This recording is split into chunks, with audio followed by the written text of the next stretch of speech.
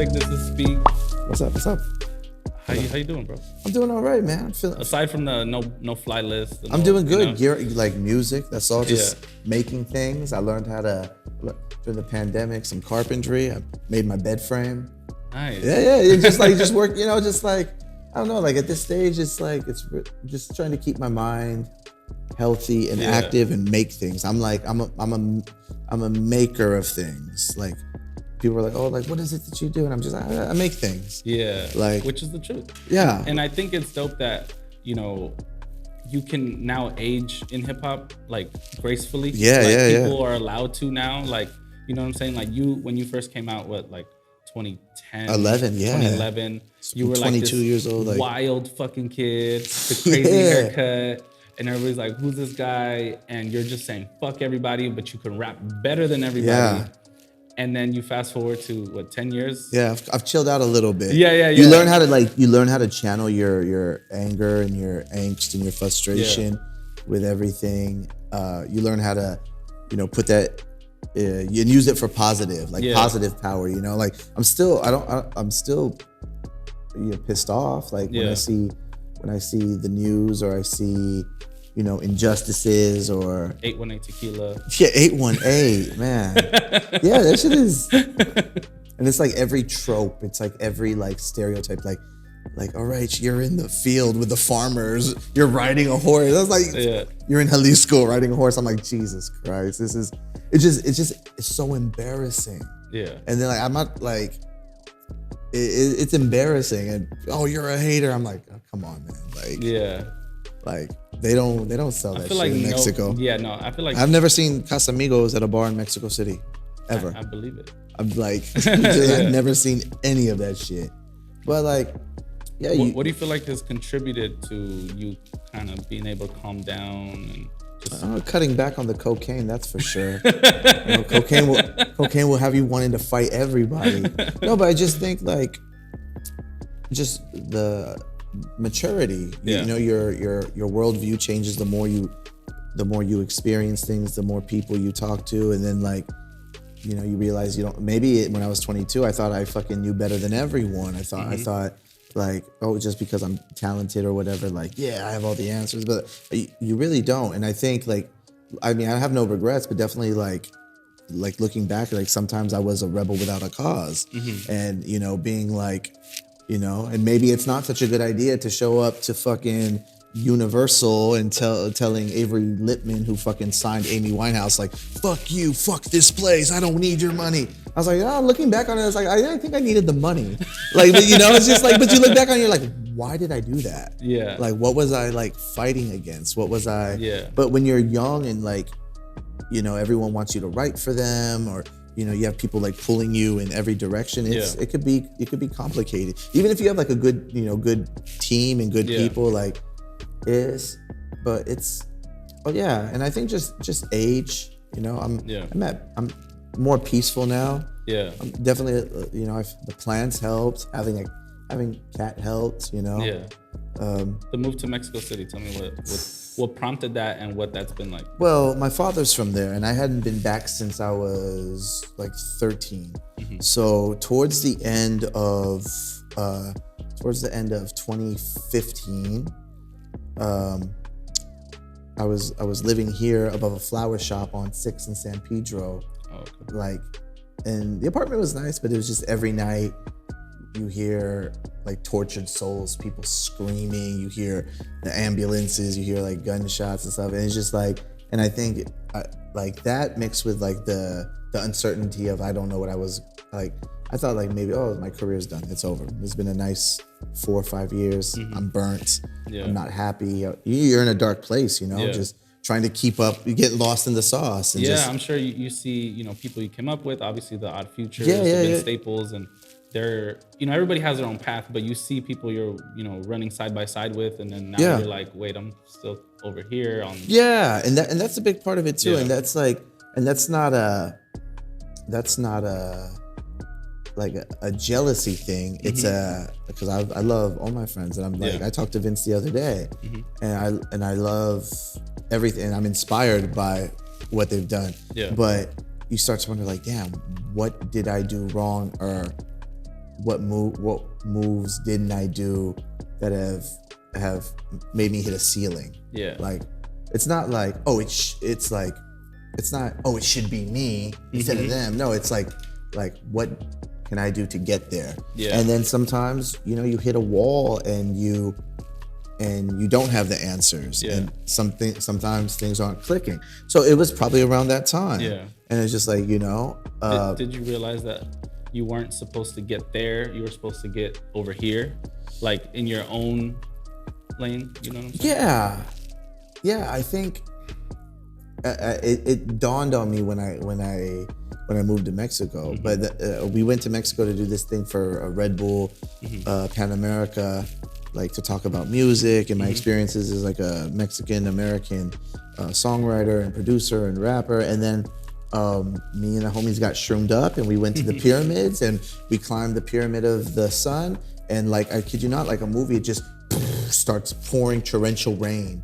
And I'm like tripping out of my mind. And I'm just like, yo, I told my manager at the time, I'm like, yo, I'm staying. I was like, I'm just gonna stay. And he's like, yeah, fuck it, do it, just fucking stay.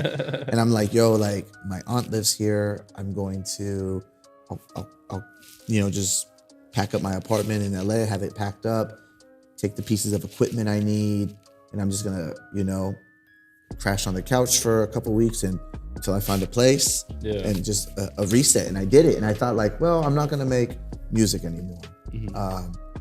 I'm just gonna, brush up on my Spanish and history and go to museums. I'm gonna, drive a forklift. I'm gonna do something. Yeah. I'm done with music. And then like 3 months in, I'm like, all right, you get the itch and you're like, okay, hey, you want to come DJ at this place? So we ended up like creating like this rap party, like through it once a month. It was called Down in the DF. And It was like the most poppin', because there wasn't at the time a place you can go and hear Future, Migos, Vince, or Ty Dolla $ign or whatever. That's so dope. So we created this party and we did a monthly, and I DJ'd a monthly for 2 years. Wow. And just building a community. Yeah. And the party still goes on. And I'm just like, all right, now I'm ready to make music again. Like I'm feeling confident about it. Yeah. But that was definitely the saving. That was definitely the reset and it got me on the path to get to where I needed to be. But all of it was just like, you know what, like fuck it, I'm gonna move to Mexico, don't got a girl. I just crashed the Benz. The Soho house sold. The building where me and Caleb Stone's studio was when we were recording. And then everyone had come through there, like Caliucci's, Denzel Curry, We showed up to the studio one day, there was a notice on the door, the building has been sold to the Soho house. You have 15 days to get your shit. Wow. I'm like, damn, we're being evicted. We paid the bills. Yeah. The bills are paid and we're being evicted. So I was just like, I was like, what's left for me in LA? Yeah. I'm gonna stay in LA. My career's over and I'm gonna overdose. Like I felt like I was headed to that. Wow. Like I'm probably like, because I was consuming so much. I'm like, I'm probably just gonna die in the fucking gutter. What a way to go out. Yeah. Like, right? You die in your shitty apartment above a flower shop near Skids. Yeah. I was like, can't do it. So that was pretty much the change. So you've been out in Mexico for 5 years. It'll be 6 years in November. I'm gonna be honest though, because I've been following you on Twitter since then. For probably since as long as I've had a Twitter. But you made it seem really lit. Like you're one of the main reasons I want to go. I haven't been yet, but I'm like, oh, it sounds cool as fuck over there. I'm in love. I'm in love with Mexico. I'm in love with our people. I'm in love with every day. Like it's a fucking massive city. Every day I'm like I'm glad that excitement translates because I'm learning and I'm seeing new things every day. Yeah. Like what the fuck is this? Like I didn't know this was here. What Yeah. And then just even outside of the city, like, okay, we're gonna rent a Jeep and fucking drive 12 hours to Oaxaca, or we're gonna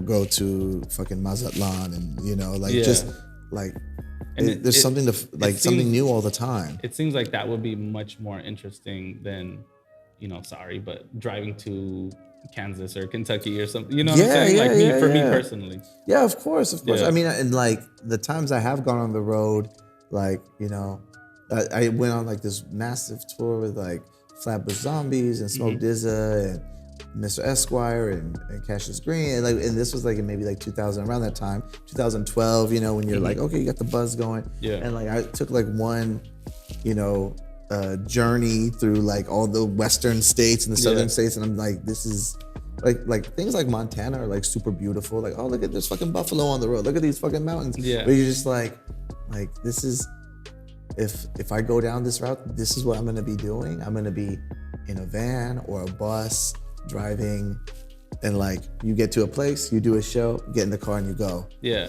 And I'm like, I didn't want that for myself. But definitely it's like, yeah, Mexico is it's insane. It's controlled chaos. And it's beautiful, it's culturally rich, it's our history, and you know, and just trying to figure out what it means to be like, what does it mean to be Mexican? What does it mean to be Mexican American? What does it mean to be Mexican American living in Mexico? Because all these things are, when you're proficient at the language, and even when you're there, you're still, it doesn't change the fact like you grew up on this side. Yeah. And so there is kind of a cultural disconnect, but but there's more things that connect us culturally, linguistically, artistically, and I like kind of being like a bridge for that stuff. Yeah. There's like really, there's others too. There's like my homegirl, like Anita, who Lupe, who does Veteranos and Rucas, like, you know. Okay, yeah. And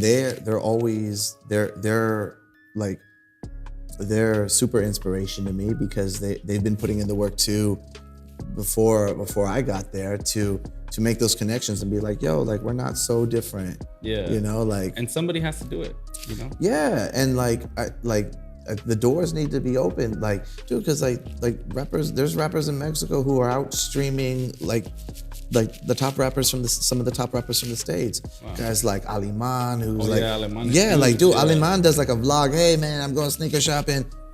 One night, 5 million views. You know what I mean? Like, and he's selling out, and it's weird because maybe unless like you're like, if you're not like Latino, if you're not Mexican American, like you probably don't know him. Yeah. But he'll sell out. I see him sell out like 15,000 at the Pepsi Center in Mexico City. He'll go to fucking Toluca and he'll do their arena, which is another 20,000. And he'll go to Monterrey and do 2 sold out nights there. And it's just like, okay, like now he's got songs with Snoop Dogg and stuff. And it's just like, all right, like the world should know like what's happening here, because this is super important. Yeah. I'm just happy to be a little part of it, you know? Yeah. Which is funny because I feel like that's what you helped do in the first place with the IE in LA. Yeah, of course. You know what I'm saying? You kind of built that bridge to where it was like, you were just like, I'm from Moreno Valley. Yeah. Take it or leave it. You know what I'm saying? It's the truth. Like recounting like our history, like my family is from East Los Angeles. My grandma's crib, when my dad and them came to the States, my grandma lived on a little house in 85th and Avalon until the day she died. But I feel like I have a very similar story of lots of kids who moved to the IE. You move to the IE because your brothers are in some shit. Yeah. And like, you have to leave for the safety of your family. Yeah. You have to leave because, you know, you're tired of people like shooting at your house, or, you know, look like, it's just always some shit. Yeah. So when we moved there, Moreno, like, I'm from here, but Moreno Valley is where I became Speak. That's where I learned how to make beats. That's where I learned how to rap. And like, maybe if we would have stayed in LA, maybe I would have been something else. Maybe I would have, who knows what I would have done. Maybe I would have been put on the set. You know, you don't fucking know. You don't really know. But when you're out there, you're like, man, there ain't shit to do out here. Get like, on the computer. Yeah, it's like, you know, we had like a shitty like E-machine. Eating like Fruity Loops, and people like After One like chopping samples, and I'm like, all right, you could do 3 things. You could either go work at the Walmart, you could be tweaked out in the field somewhere smoking twack, or you could try to make something and get the fuck out. Yeah. And like everywhere I've been in the world, whether it's like the time I spent in New York or so when I got out, I came back here, but my mind, I'm always looking out the window. I'm like, okay, like what else? Yeah. But it was always important to bridge the gap, because that's the place that made me artistically. Yeah. And that's where some of like the dopest fucking artists are from. Yeah. And I don't know how, or I don't know why I was the guy that, I asked myself that, like, why was I the guy that broke through? Yeah. And, got his foot in the door writing songs and doing this and that. Like, did major shit. Yeah, but when you're put in that position, you have to kick the door down. And then to do something like, to me, it's not radical, but just to be like, okay, like I already sold out all the shows in LA. I already produced this. I already did that. All right, I'm going to Mexico now. Like I got to figure it out. Yeah. And now everyone's coming down there. Like major fucking artists, like major people, fucking. And when they show up, there's like, oh, we don't really know anyone, but we know this dude, and there's like he could show us around, or he could like link us, like, yo, hey, speak. I'm in town. Yo, where can I get some weed? Where can I get a film crew? I want to do my day-to-days. Where can I shoot a video? Like, and I'm like, and I like making links. And I never want anything from anyone. But just like, yo, you should know, like, if you're doing dope shit and you're doing dope shit, like, you guys should know each other. Yeah. Like, and I think sometimes in the States and in Los Angeles and in the music industry in general, people like are very protective of their links and their plugs. Yeah. Like you're afraid you're gonna lose your spot. Yeah. Like I've never been like worried about that. Like if I end up losing my spots because I made a fucking bad move and I'm an idiot and I did some stupid shit. But no, it's facts. That's all it is. Do you pay attention to what's going on here in the States? Like as far as like the LA scene, even Moreno Valley has a scene. And Moreno Valley. Yeah. When I'm doing the Roxy, I'm bringing like the homie Age Money with me. Okay. Because he's like, I really fucking like believe in his shit. Mm-hmm. I'm just like, man, if I had $1 million to give you, I'd give it to you. And like, I would, like, I believe in you. Yeah. Like, and and I was like Phoenix flexing and stuff like that. Like I love all that shit. Yeah. I love it, and I'm still I have like my eyes on it at all times, and on a competitive note, sometimes it fires you up. Yeah. It fires you up because you're like, okay, I see it. Yeah. I got you, like, but I'm constantly inspired by it.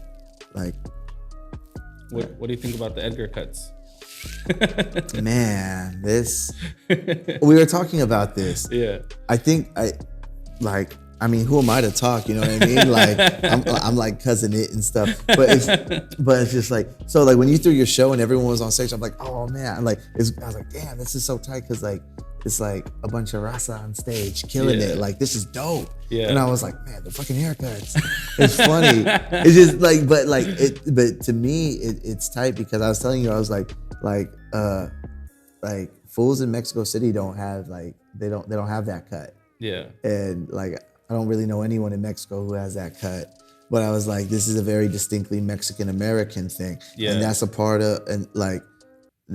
of forging your own identity. Yeah. Right? That's like the style you're wearing, the style you're wearing your hair, the type of music you're playing. That's like because when you're Mexican American, you are not enough for either side. Yeah. When you're here, it's like, fucking people like, fuck you, beaner, build the wall. And when you're there, it's like, pendejo gringo, like, you're not from here. Yeah, like you're Mexican, but like, your cousins are calling you güero, gringo, whatever. Yeah. So you always feel like you're in between. Yeah. But what we've always done, like, as a people, whether it's like the Chicano movement, whether it's, fucking cruising down Whittier in the Lolos and shit, like, we forge our own identity. Yeah. And that's what I'm saying, like, being Mexican is not one singular thing. Yeah. And even like whether it's here or even whether it's in Mexico, because people, because people in the other states in Mexico, like they're like, fucking Chilango, you're from fucking Mexico City, you fucking rich city kid. You know, it's like you know what I'm saying? And then it's like, oh, fucking like, these fucking norteño, fucking yuppie cowboys or whatever. But like, no, but same thing here, right? Yeah. It has different definitions. Yeah. And even like, being Mexican in LA is not the same as being Mexican in the Southwest or being Mexican in Texas. And, you know, like. A lot of people in Texas are literally like, when you ask them, you know, what part of Mexico are your parents from? They'll say Texas. Yeah. You know what I'm saying? Like they're just, we never been, they're like, they don't have no family in Mexico necessarily, but they are Mexican. You know what I'm saying? Like, well, a lot of them are like, it's like third generation. They've been there so long. Yeah. You know what I'm saying? That's like, even like someone like our Mexican fucking icon, Latino Heat, fucking Eddie Guerrero is R.I.P. Eddie G, man. But like, you know, he was third generation. Yeah. So it's like, oh shit, like and he kind of like probably played a little more into, of course, you know, the Mexican shit that like, he probably, like, you know, like I always laugh because I'm like, damn, like I was like, I don't know, like I haven't heard no one talk like that since the 90s. Like, órale, like, looking back, that was like 2005 when it was. But just like cranking up the character though, you know what I mean? But imagine for like that audience, like, you know, when you got a host, like he's so beloved, you got, you know, and wrestling is still like, you know, when they do those random shows in like the Midwest, it's still very like white audience and stuff. But to have like all these like white people who are probably like, you know, voting Republican to be like, viva la raza. Like, yo, that's impact. I literally just ordered I'm Your Papi shirt from I love it. WWE. And I was actually watching a lot of his old matches the other day, and then I just thought about it. Like, he was world champion in the WWE, and then it's like, you got to really put that in perspective of like now, especially how family friendly it is. Like, out of all the people in the company, they chose like a Mexican to carry like it, WrestleMania, to carry the torch right after like Stone Cold and The Rock left. So it's like really like there's a lot of trust. Like you're the guy. You're the guy. My man beat Brock Lesnar. That's real to me. That's real to me. That really happened. I remember I seen my man beat Brock Lesnar and then jumped in the crowd with a belt and everyone's hugging him and like that's tight. And pulling up in the lowriders every time was insane. A different one in every city, like my man Chavito, they were sick, man. Like, but even like growing up here, right? Like the, you know, and like in TV, in media, even in rap, there wasn't a lot of Mexican representation. So like you turn on a movie or a TV show, and like, okay, if unless it's George Lopez, the only Mexicans you see, the role they're playing is like Cholo number 1 or like cartel guy Hector. In every movie. Yeah, Hector with like, I'm like, damn, Hector's ass cap is booming. My man, what is it? Screen Actors Guild, not ass cap. His SAG are booming. Because he was in every huge movie just as a Mexican. Yeah, Training Day. Bruce Almighty. Fuck, man.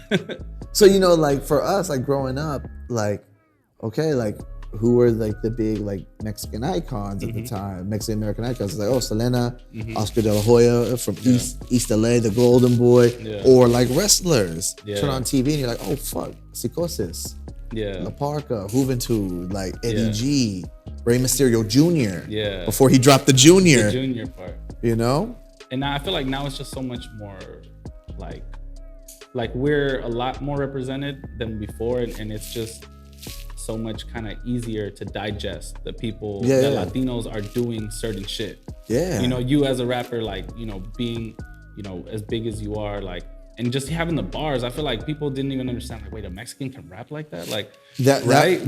Was that always like a thing? Yeah, like, absolutely. And for me, that was the, like, I'm pretty cognizant of that. I'm pretty aware of that because I was telling a friend, like, in the 90s, the early 2000s, there was 2 archetypes for being a Mexican rapper. You were either Cholo, Barrio, or like the super LA underground, Tumex, Yeah. a Mexican descent. It's like, my lyrical hypothesis, telekinesis, Like, give oh, you yeah. leprosy. You know, you're just saying like all this like this weird like shit. And like there's like, so you have these two extremes, right? Yeah. But never has there been a like, oh, this guy has broken the box and yo, he bars the fuck out. His visuals are crazy. Yeah. The art direction is crazy.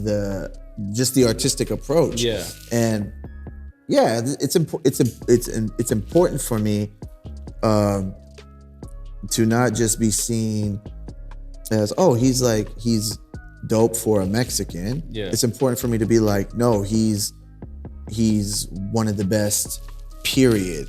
Creatively, the production wise, the things he's rapping about, the things he says, and he happens to be Mexican. Yeah, and he just happens to be Mexican. But like, and I hope whoever comes after me, like this is, you know, this is not the end. It's not the end of my story or the story overall. Mm-hmm. But I hope whoever comes after me, maybe there's a fucking, you know, kid who came up watching me when he was 16 or he's like 20 now or whatever, who could take it to the next level and be on a Kendrick level or whoever, where you're going platinum every time you drop, where they're playing your records every day in the fucking club and this and that. Like, and I'm not a stepping stone, but I think I was and I Trailblazer. am. Yeah, or like a paradigm shift. Like it's we're turning the corner. Yeah, we're turning the corner. Like when I was talking to the leakers and stuff, I'm just like, yeah, I was like, yeah, I think I'm in the same, like, not just, oh, he's a great Mexican rapper, but he's like a great rapper from California. And you know, I want to be mentioned when they say like, oh, Earl and Vince and like these, you know, Isaiah Rashad or, you know, Kendrick's like will always be the ultimate. But like, I want to be in that. I want to be talked about in that same, with that same prestige. Yeah. Like, yeah, fucking bitch. like. I mean, I think that's already proven. You know what I'm it's saying? It's like, and I think it's a prove it. Like, you are also like a proof of concept now too for like generations to come. Yeah. You know, when we talk about a chosen few, and then there's like these it's a lot. 3 Latino kids that have long hair and will fuck up a crowd like they're the Suicide Boys or something. Yeah. And it's like, well, we already seen somebody doing it. He just sold out the Roxy, so why can't they? You know what I'm saying? I think that's dope. That's all it's about. Is like, it's, you know, these things are like temporary, right? Like like these, even like life, our bodies, right? So one day I won't be here, you won't be here, whatever. But it's like, YouTube will still be here though. Yeah, YouTube will still be here. Pornhub will still be here. You know, OnlyFans. No, they're about to go legit. I heard they're kicking off all the porn stars. Yeah. Wow, I wonder where they're headed. They're trying to get like on some Twitch shit. Like Twitch? Like, you know, like. Oh, this is for they're trying to make it clean. Yeah, saying, clean. OnlyFans trying to make it clean. I'm like, bro, they blew your platform up, bro. Yeah. Like, shout out to the sex workers. Yeah. I saw like during like the pandemic when everyone was like all the sex workers were getting like bags and stuff. And you used to see all these salty guys like, man, these hoes selling pussy. I was like, bro, if I would be doing the same thing. If I was truly bad and I had it like that, I'd be selling all the feet pics. I would like, you know, the world already fucking like, the world is already like, it's filled positioned with horny ass dudes. Yeah, the pandemic, everyone's got 10% hornier, and I like that because I'm nasty. I like that. But like, dude, like, I had OnlyFans girls telling me like, oh, I'm doing like custom videos with your songs playing. I'm like, yo, that's so tight. I was like, I respect you. Like, I'm not. That's the hyper brain meme, you know? Like, it's like wired, tired, woke. Cause like, no, the galaxy brain is just like, just respecting what everyone does and be like, yo, what you choose to do with your titties and your feet have nothing to do with me.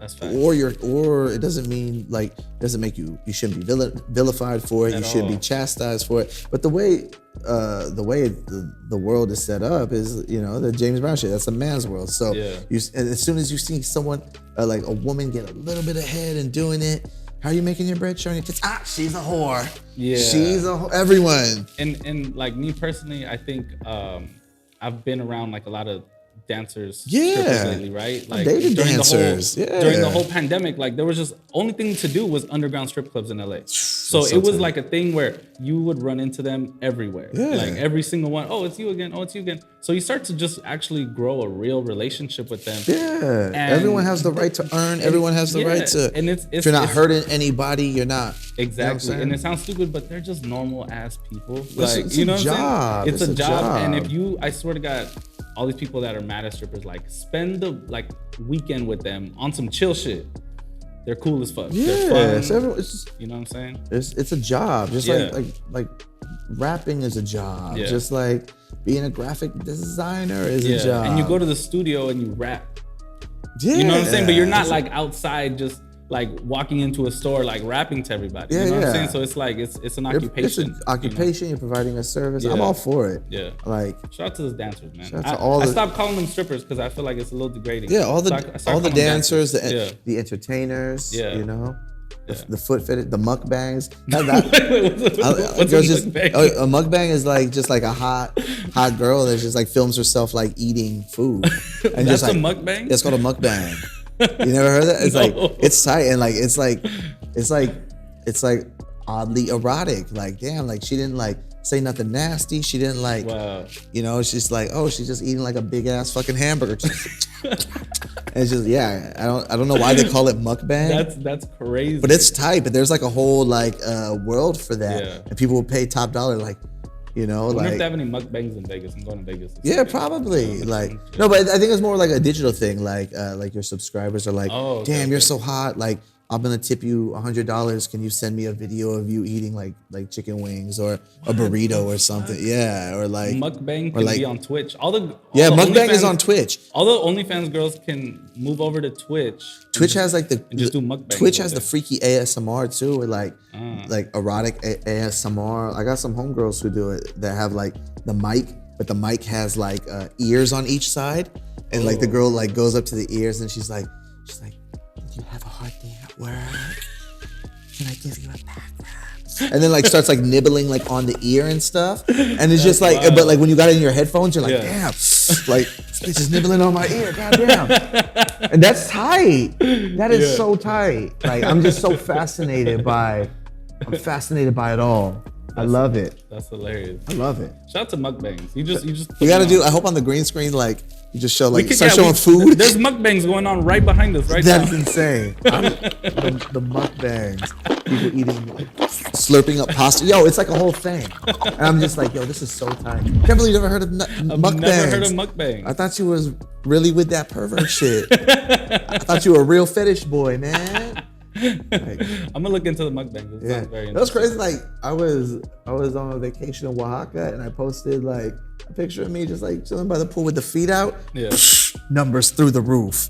Wow. People are weird. People really want to see people's feet. Wow. I wasn't trying to be like, here are my toes. No, I was like, I was on vacation having a drink. I'm like, hey, I'm on vacation, guys. And like, you show some toes, wow, you might get 1,000 likes. Shit. What if there's out the gate? What if there's a Nike Cortez fetish out there or something? There might be. I got hella like Nike chanclas, like the ACG and the all terrain. So yeah, the real flex, like you know, like so the toes do come out, but mostly when I rock the chanclas, like just a high ass sock. Oh yeah, because the higher the sock, the down of the fool. Yeah, the down of the fool. Well, anything else you want to tell people before we get out of here? Man, the album is coming soon. It's called We Left the House for This. Yeah. And it's pretty fucking hard. It's, you know, and thank you for, you know, allowing me to come and tell a little bit of my story. And it means a lot. It means a lot. And buy tickets to the Roxy. Tell them the dates for the Roxy. Oh, August 20th at the Roxy. Me, Cassius Green, Age Money. I think there's like, as of this recording, there's probably like 50 tickets left. And it's August 20th. So maybe that shit will be sold out by the time this comes out. Hell yeah. Maybe, you know, the feds will snipe me after they hear what I say on LA Leakers. Who knows? Life's a fucking mystery. Maybe there'll be mukbangs right on stage. Dude, that would be tight. I'm gonna just, 30 minutes of my set is just me erotically eating quiche or like pasta or like. No, I feel like it has to be like some Mexican shit. Like you have to like. Or do the hot Cheetos, but you put the the cheese and The the nacho cheese, cheese the on nacho it. cheese, and you just eat it out. Oh, But you gotta do it with your hands. Like A lot of chamoy everywhere. lot of like chamoy. yeah, mangoes and chamoy. Mukbang. yo, you chamoy.